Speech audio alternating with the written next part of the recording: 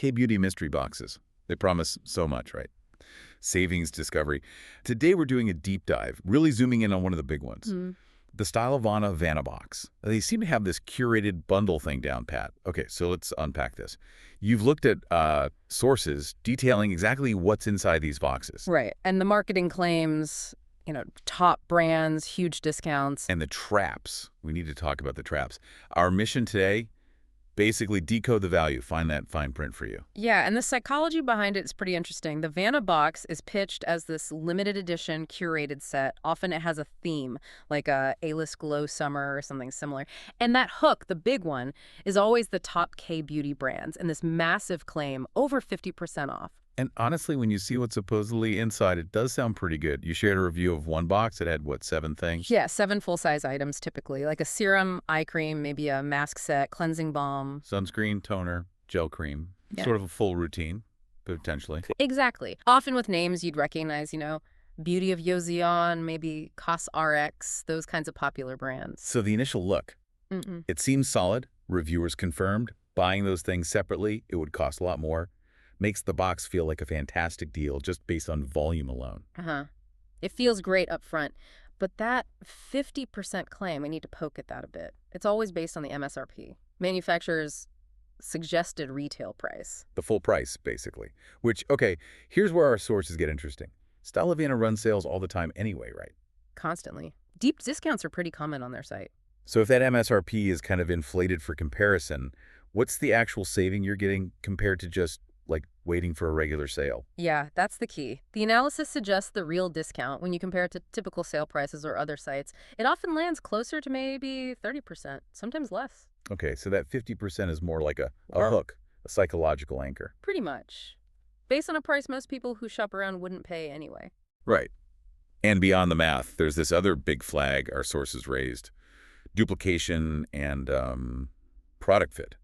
Why is that such a recurring thing, especially for people already into Kbeauty? Well, it's not just about, is this for dry skin or oily skin? Yeah. It gets more specific. Like maybe the Vanna box leans heavily into rich creams, barrier repair stuff, the snail mucin, heavy textures. Okay.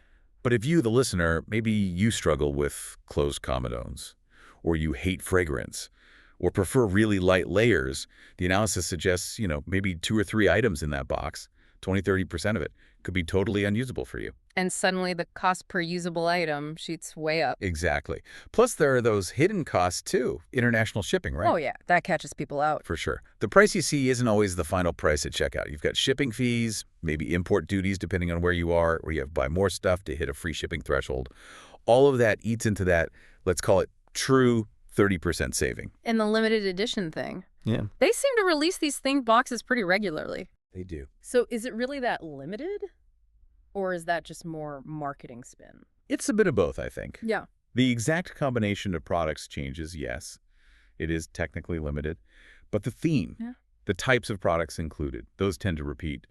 Summer glow, winter hydration. Right. So if you miss one, something similar will probably come along later. Dilutes the must-buy-now feeling a bit. Definitely reduces that long-term exclusivity vibe. Okay, so boiling down all the analysis, who is this Vanna box actually good for? When should you click buy? Well, we can sort of split it. It's probably a great buy if you're an enthusiast, someone who genuinely loves discovering new things. You value variety. You want to try several top brands at once without doing all the individual research. Yeah. You like the surprise element. New experiences over, like perfect curation for your existing routine. Exactly. Right. But you should probably skip it if you're more of a minimalist. Or if you're already stocked up with backups of your favorites. Right. Or if you have really specific skin needs or sensitivities. If, like we said, 20 or 30% of the box won't work for you, maybe because of fragrance or specific ingredients or textures, then that value just isn't there. It falls apart. Makes sense. So the final critical step, and this is non-negotiable really, always check the current box that's available.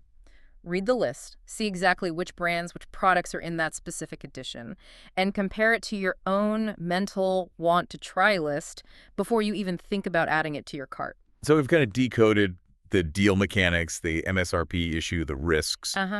And maybe a final thought for you to consider, connecting this to the bigger picture. Are these kinds of bundles actually teaching us to chase a deal? one based on slightly misleading savings? Or are they encouraging us to build a collection that's truly tailored to our actual skin goals? Something to think about. Definitely food for thought. Keep questioning. We'll catch you on the next deep dive.